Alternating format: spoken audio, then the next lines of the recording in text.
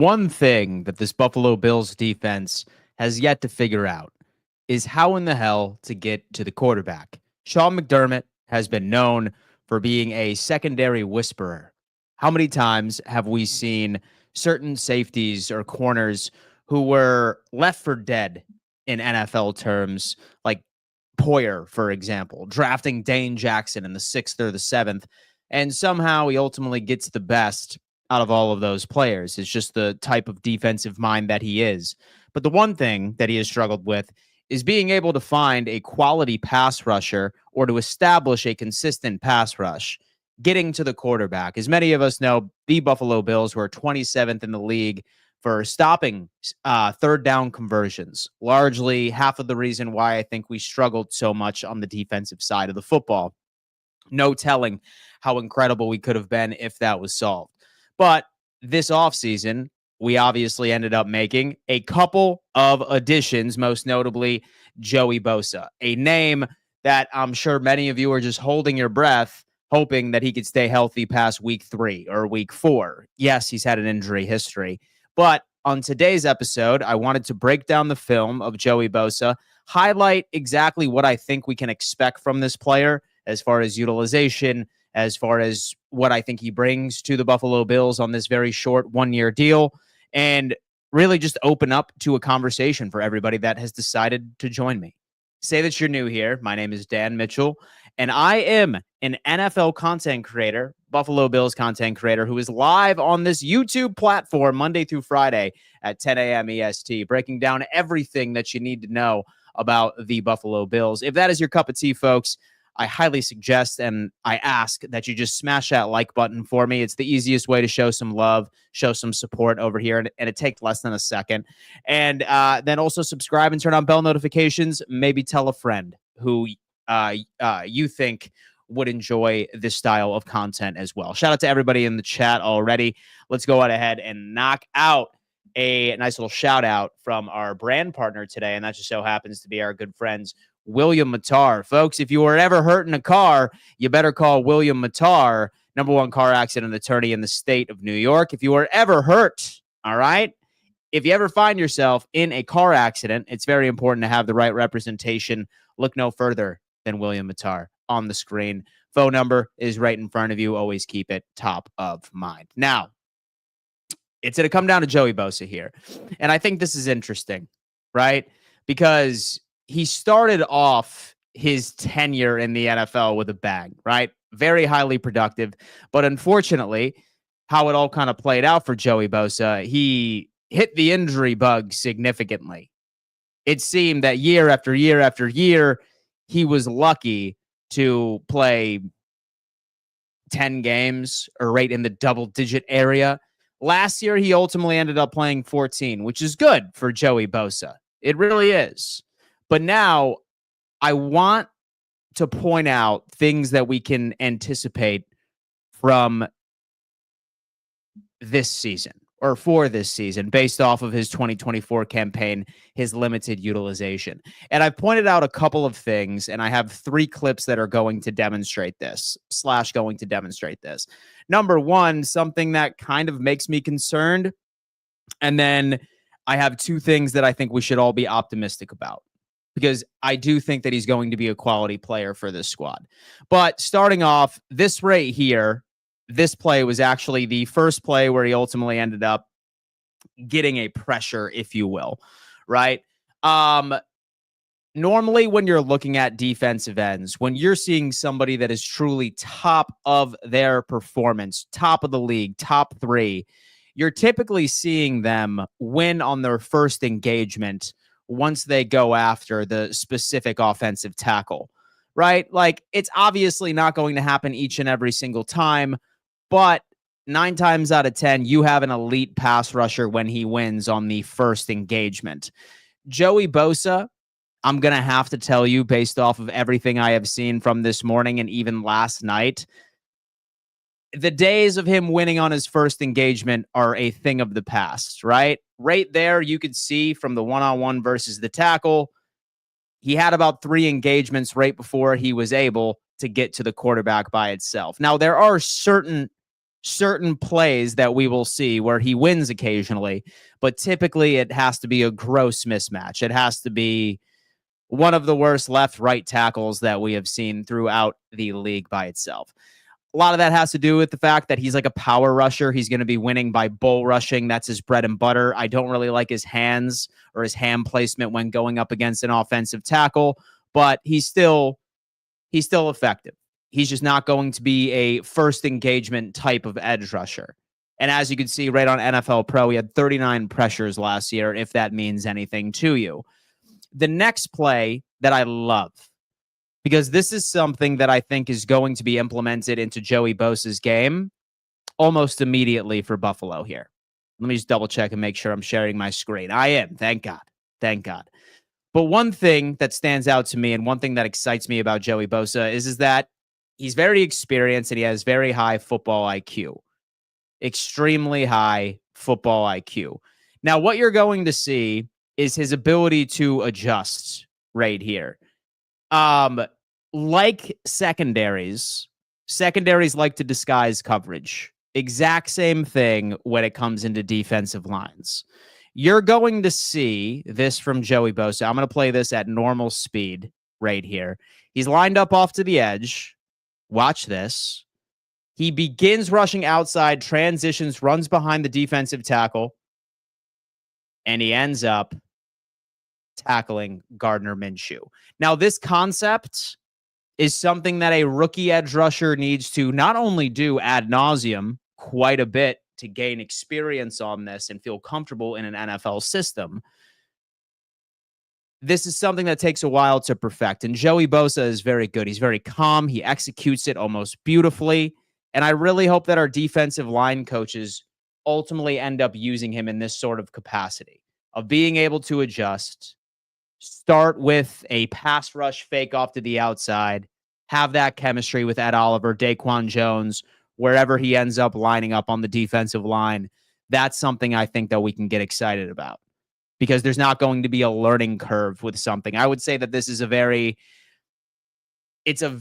advanced defensive lineman tactic that it typically takes a rookie a year or two to catch up to speed. So I absolutely like that. Last but not least, one play, and I picked this out specifically because I know that you guys are going to get really excited about it. It's him sacking Patrick Mahomes, but it's not particularly the only reason I picked this play. Yes, it does make me happy because he's sacking Patrick Mahomes, right? He plays Patrick Mahomes twice a year back when he was in LA. He plays him again in Buffalo. I just hope that he can stay healthy, especially for that game by itself. But one thing I want to show each and every single one of you is how this man plays through contact. He's very big, right? He's 6'5", 278. And so I do want to say, I said that he's a power rusher, but contact quite simply does not bother this edge rusher. It does not bother him whatsoever. Watch this play unfold. He's lined up on the outside right over here. And then he's going to take, and so I have this really on slow-mo right here. Have the Chargers in man coverage. Watch Joey Bosa take this chip block. Does not affect him whatsoever. Bounces off. Still makes the play against Patrick Mahomes. A lot of edge rushers, like you'll see somebody get really affected by it. It slows him down. He doesn't miss a beat here. Chipped, whatever. Keeps his eyes on the quarterback and transitions almost immediately. You love to see that from an edge rusher. Absolutely love to see that. Now, as far as expectations for Joey Bosa this year, don't think that he's going to have more than 55% of the snap share. That's arguably very unrealistic. But I do think that we can anticipate him being a quality rotational piece. And so I do think based off of what I have seen, I do think that Joey Bosa is way better off to the right side than he is off to the left. And granted, that is his bread and butter anyway. So if he can go out there in key passing downs, that's where I would like him to live. Third downs, passing downs, he has to be our guy out there. He can play through physicality. He has the football IQ. And so to run all these twists and everything along those lines with disguising pass rush situations right from the defensive line by itself. A rotational guy on key pass downs, give me about 40% of the snap share. I think that elevates his overall production, and I think that he's going to have a quality season. I really do. He's not going to be the type of edge rusher that wins by finesse. I don't necessarily like his hands. I do like his power moves, has great footwork. He's played through a couple of injuries here and there, but Joey Bosa, of course, is going to be a question mark. I think the biggest thing is whether or not that he could stay healthy. That's it. But, folks, I'm going to have to tell you, this is the portion of the episode where I transition exclusively over to my live chat audience, where they get to take control of the conversation. If you have a question, please begin it and label it appropriately with a Q, so I know when people are asking questions. Or if you have a statement that you would like me to react to, please label it with an S. It just helps me build a perfect experience for anybody that is tuning in to the replay of this episode or is listening on Apple Podcasts and or Spotify. Without further ado, let's get into the question and statement or question and answer segment that we all like. We have Jacob Lanning has come in saying, "You are amazing." Jacob, no, you are amazing, my friend. You are amazing. Thank you so much, my friend. Mason, I think that's the main reason we got him, honestly. We have Mason Belts has come in because he has the experience against Patrick Mahomes. I wouldn't say that.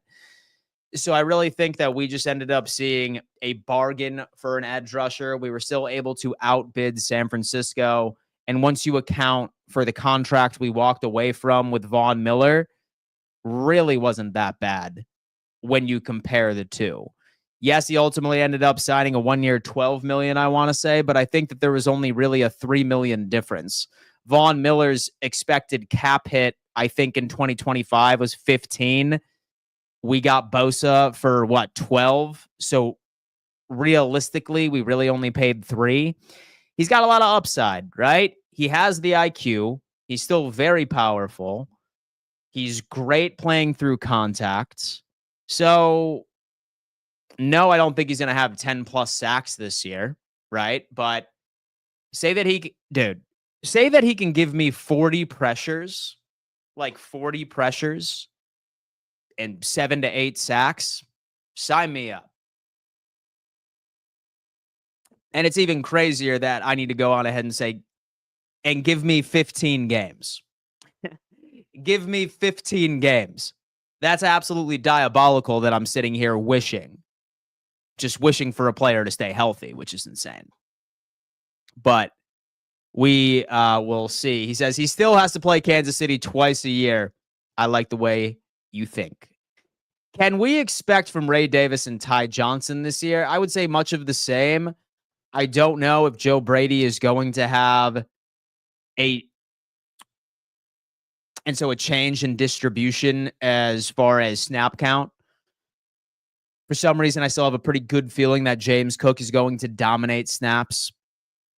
It's still very largely a running back by committee, but first and second down, and so I think you can bet on Cook being that guy, but it just happens to be the fact. Question, so he can't win versus anyone but backups, and he's injury prone, and he has no technique besides bull rush. LOL. No, I wouldn't say that. It's just because like you don't win on your first engagement and does not mean that you're a bad edge rusher, right? It's basically just like moves in boxing, right? Like with an edge rusher going up against a tackle, it's the exact same thing as boxing, right? Like you winning your first engagement is basically you connecting immediately right in the jaw with your first jab, right? Say that you don't. Second engagement is your second punch, and maybe you go for a body shot right then and there. And then say, for example, that like that doesn't hit, then maybe you're going for the right cross right to the face. I'm just trying to build it out metaphorically for you. You'll see first engagements here and there win, but like say that it takes 4 to 5 engagements or he doesn't even pressure the quarterback whatsoever. Like that clip I opened up this video with was still a pressure, right? Like he still got to the quarterback. He's still good. He's still good, man. He's got the power. When it comes to Joey Bosa, and do you think strength and conditioning needs to be improved for the Bills or no? Absolutely. We fired our strength and conditioning coach this offseason, so we're hoping for the best. We have Eric has come in and said, please give me something positive. And so I did, right? He has that football IQ. He's very good at being able to incorporate specialized pass rush schemes where he can begin rushing off to the outside, stop on a dime, turn around, go behind the defensive tackle, and then ultimately end up sacking the quarterback that way. That's very advanced, and it requires a very high football IQ and something to give you positive energy for. By me saying that he's not good with his hands, somebody who is very good with his hands and somebody that is a finesse rusher was more of a Von Miller, right? So say that, so you want the peace of mind that having a power rusher is probably a good thing, then just look at what sort of production we got from Vaughn prior to the injury. So maybe, and the complete opposite of what Von Miller brought to the table is good, but I don't know. We'll see. I'm just really hoping James Cook will get a contract extension ASAP. It's really not much of something to worry about right now because it sounds like that he showed up to minicamp. He plans on going to training camp. He's going to play regardless. So I don't think that we should worry about it really either way. What's Samuel's contract this season? Does he get cut to save money? Dan, we would not be financially sound to cut him this year. His contract is less than ideal because, say, for example, that we were to cut him, we would take on a significant dead cap hit. We don't have an out on Curtis Samuel's contract until I believe next offseason. So like it or not, he's probably going to be staying here. But that doesn't mean that we can't be optimistic about the player. Like, he was playing through a turf toe injury vast majority of the season. And when he just blew up entirely toward the back half of the season, that's something to be very optimistic about, right? I'm going to go ahead and share my screen and show you his contract here. But right as you can see, we don't have our potential out until 2026. If Buffalo did want to cut him, we would ultimately end up taking on a $1.7 million dead cap hit and a $3.4 million dead cap hit immediately. And saving money is almost, it's not like necessary right now because most free agents that are worth signing are already picked up. So it doesn't make sense. We are stuck with Curtis Samuel financially. Nick 716. What's the point of pressure if your D can't contain or get to the quarterback? If the quarterback is still able to step up and hit a wide receiver in stride or break away and still get positive plays, I like quarterback hits better. So with pressure, it really depends on what kind of quarterback you're playing, right? Like, some quarterbacks just crumble under the sense of somebody almost hitting him, and that causes him to make mistakes, throw picks, throw terrible throws, like miss a wide open wide receiver because he's running away from an edge rusher. With pressure is very important to a defense. I love sacking the quarterback, obviously. That's number one, but don't sleep on pressure. Now, certain elite guys are not going to be like really affected by that, but young kids, like players like Justin Fields, is certainly affected by that. Like young quarterbacks like Drake May, very affected by that. Tua is very affected by that. So as far as AFC East competition, we are in very good hands. We are in very good hands when that is all put together. Makes him force things when he feels pressured. He has to get the ball out fast. Absolutely. Okay, but let's not forget, Bosa is in a new organization, new strength and conditioning coach. He might be better off here. Indeed, and we are talking about a Chargers strength and conditioning program that punctured Tyrod Taylor's lung a couple of years ago. So perhaps Brad has a point. Spidey Mun, off topic, but did they vote on seeding for the playoffs?